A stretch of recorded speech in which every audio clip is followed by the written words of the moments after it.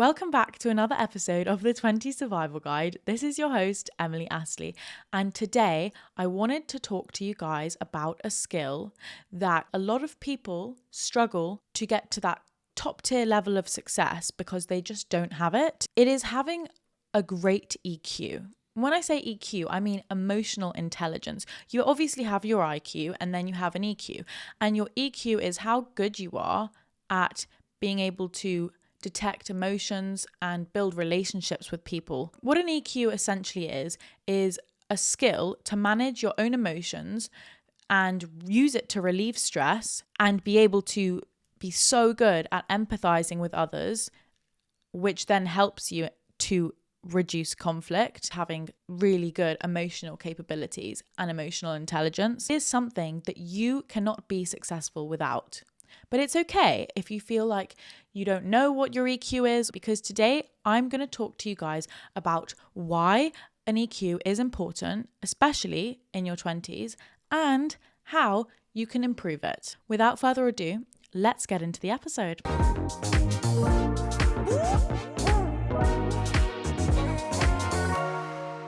Firstly, I just want to welcome everyone. If you're new here, I thank you for taking the time to listen to this podcast, and we love having you in our little community. And if you're an old listener and you're old but gold and you've always tuned into these episodes, thank you for coming back and listening, because it means the world to me and I appreciate you so much. Welcome to our little community. So first, we're going to start off with why an EQ is important, why having a great EQ is important. And this is true in all aspects of your life. So having a great EQ is important for your personal life, so your life and your relationships with your friends and your love life, but also your professional life, so your career and your relationships with your colleagues and your boss. Honestly, having a good EQ will help everything, all of those relationships that you have. Like, they will flourish and be so much better than you could have ever thought when you focus on your EQ. Your relationships will be better with your friends because you understand their emotions and situations.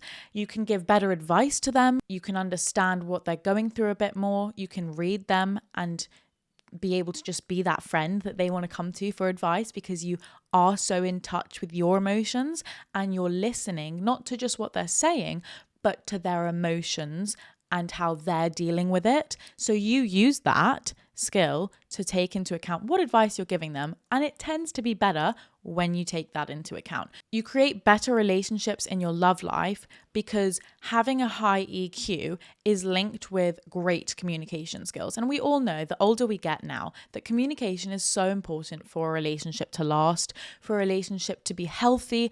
And it's so hard because obviously we all think, okay, I can communicate, I can talk well, I can speak well, I can address how I feel, but it's so much easier said than done, especially when you're in your love life, your relationship. But being able to communicate better and express your emotions, express your vulnerability is going to save your relationship in so many ways. So it's positive for your relationship with your partner, it's a positive for your relationship with your friends, and it's also a positive for your relationship with your career. That's because another perk of having a high EQ is being able to be better at decision making. So your decision making skills automatically improve. And that's because you're making decisions now, not just based on facts and information that you're given. Let's say you're in a sales role and you've got all this information on this specific customer, this company, and you know what they want. But if you're not reading their emotion through the phone, in a meeting, their body language, their facial expressions, how they are interacting with you and what they actually feel like as a person, then you're not going to get the best outcome. But if you're reading them emotionally, matching that with all the information, you will then make the best decisions informed by their emotions as well. Like, you need to take into account that we are all humans, and thinking about the other person's emotions is really going to seal any deal. And also, it's just going to help you with your colleagues. The same way it will help you with your friends.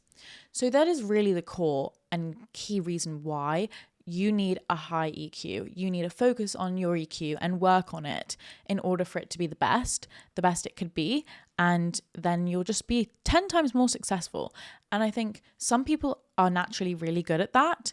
Others need to work a bit harder, but it's not a skill that can't be taught.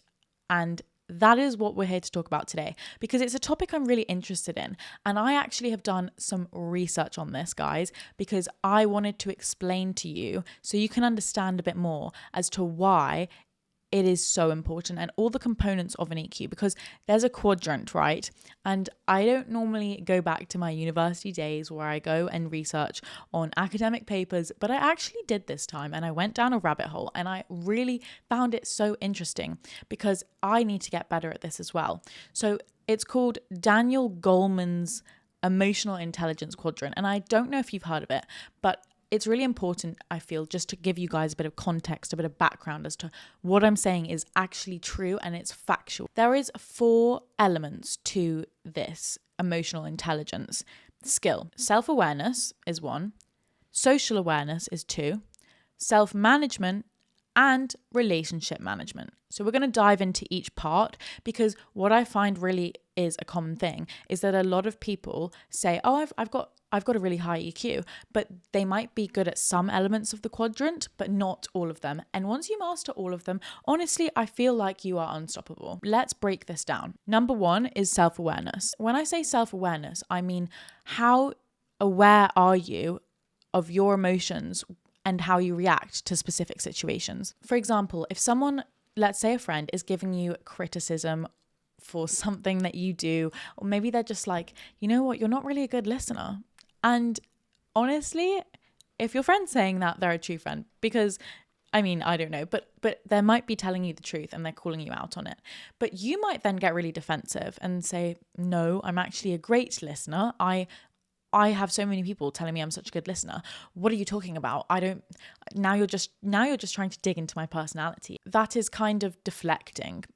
Instead of deflecting and getting frustrated and defensive, someone who is practicing their EQ will notice this reaction that they have to that criticism and think, oh, okay, why am I getting really defensive? Why am I reacting in a slightly angry way to this criticism?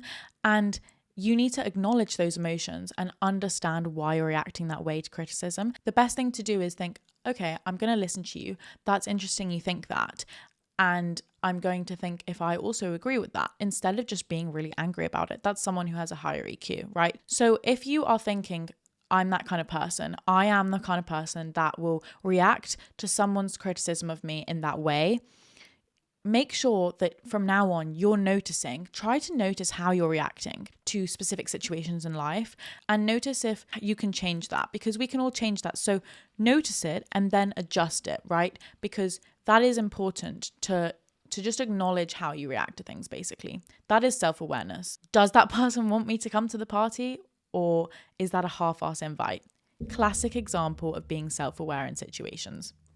Number 2, social awareness. This is slightly different, and I didn't quite know this until I've done my research. Social awareness is being able to actually read situations well and other people's emotions, and they're 2 different things. So that's not just reading how you react to situations, but how other people are behaving in specific situations and understanding their emotions. So, for example, this is facial expressions, body language.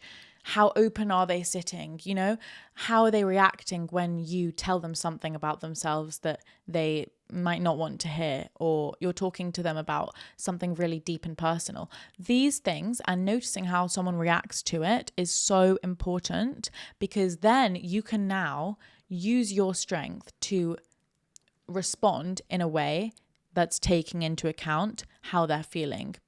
So you have complete control, and that is social awareness. So let's say you're networking and you are in a room and you're looking at all of these people talking before you even go and get inside and talk to someone, because honestly, networking, oh my gosh, networking events are exhausting, and we all know that. So you're looking around and you're seeing some people are a little bit more defiant, some people are, you know, a little bit more sheepish, and everyone's just listening to this one person in the corner.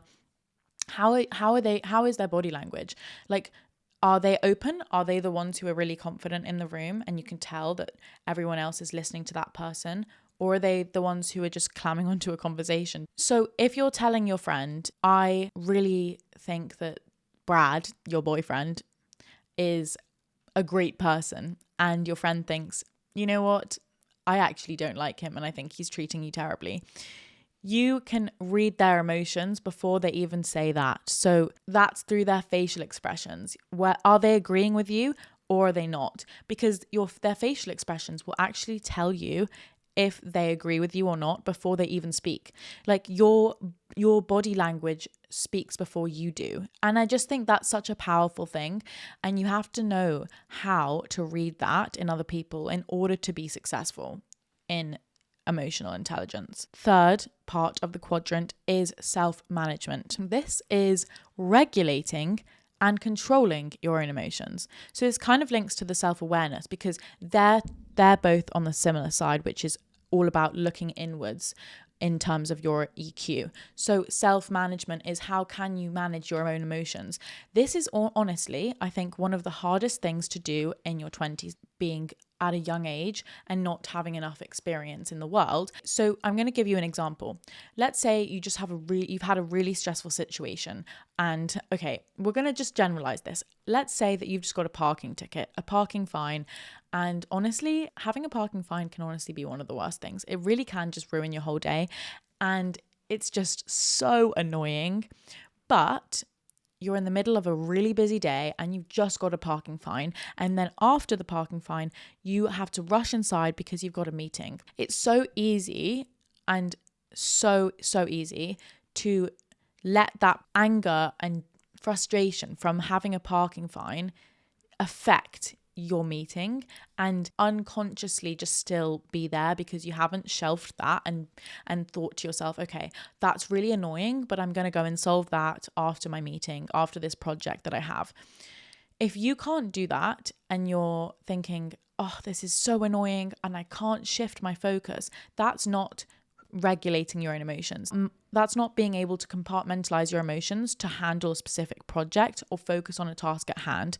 That is the key thing, because it's basically letting one thing ruin your day when you have so many other things to do. And I mean, that is just a trivial example because things obviously get more complicated in life, and it's letting little disappointments and frustrations and situations that you've gone through just filter into the rest of your day and affect it negatively. Being able to compartmentalize your emotions are so important, and we can all do a better job at that. I really can do a better job at that because I think I get really anxious and overthinky, and I overthink a lot. So it's really hard to just be like, no, I'm going to stop that part of my brain, stop overthinking, Emily, sit back down and leave that because it's not important and it's going to waste your time and energy. That is self-management.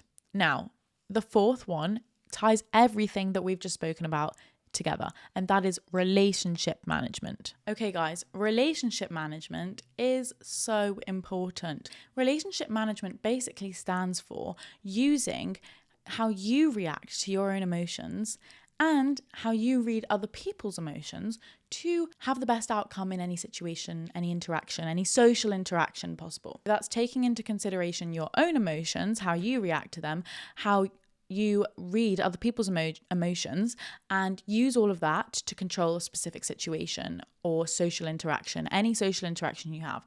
It can be as trivial as meeting a friend or having a business meeting. Literally, all of these are so important, and that is relationship management at its core.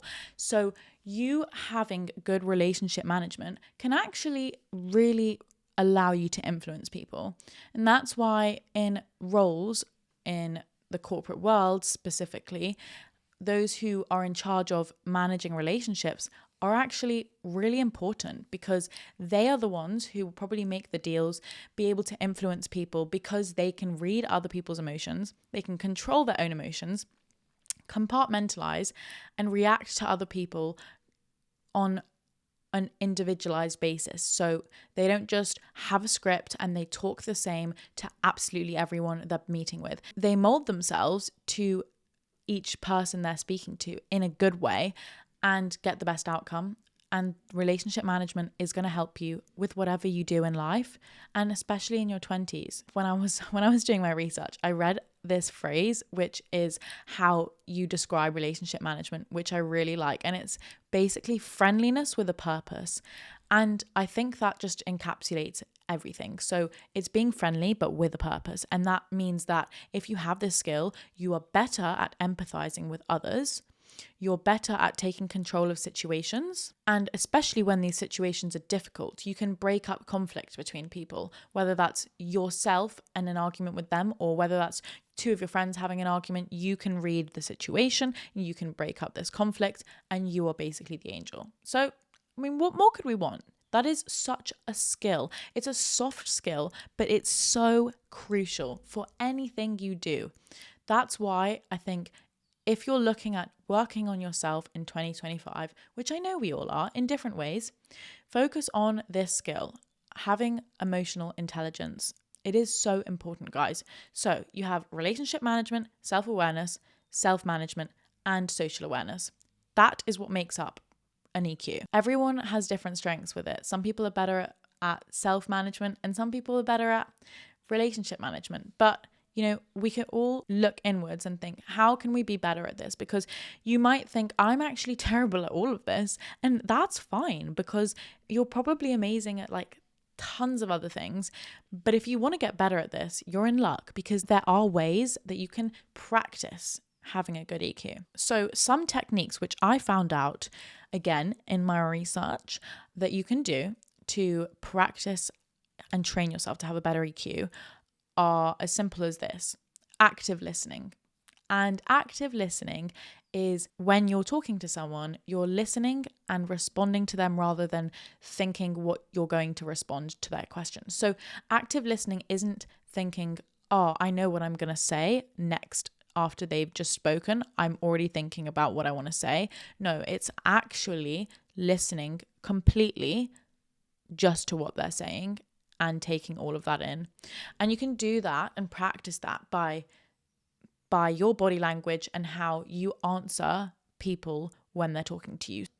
For example, body language like smiling and nodding shows that you're really actually listening to that person, and you're not just thinking in your head, what am I going to have for dinner? Who am I going to meet after this? You need to show them that you actually care, because they're going to care so much more about your friendship with them if you do. It's also answering their queries with specific questions that are like digging deeper. So, oh, I really am sorry that you felt this way. How can I help you? I'm empathizing with you, which is so important. And I think girls are so much better at empathy than men are. And that is why we are just honestly so much better at having a good EQ. We just are.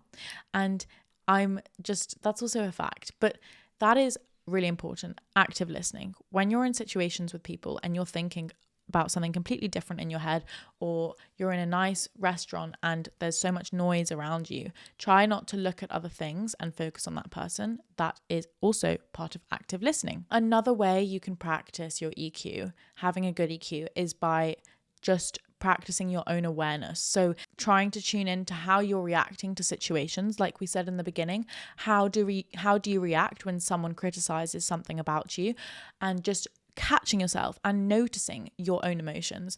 Try and practice that. It's really important. Another great one is staying positive. And I don't just mean, oh, guys, like just stay positive. Like it's so easy. No, I mean, it's not as simple as that. I mean, be encouraging to others. So be complimentary, but make sure these compliments aren't empty compliments. Make sure they're not like, oh, I love your bag. Like, yes, we love that.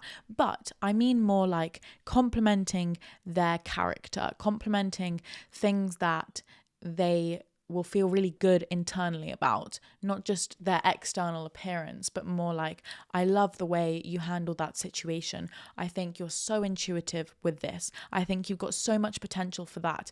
Boosting someone up is so important, and it is great for showing them that you have a high EQ and that you're listening and you care about them. Those things are so important because you're reeling that person in and they're thinking, oh my gosh, that person actually likes me. I'm more inclined to break my walls and my barriers down.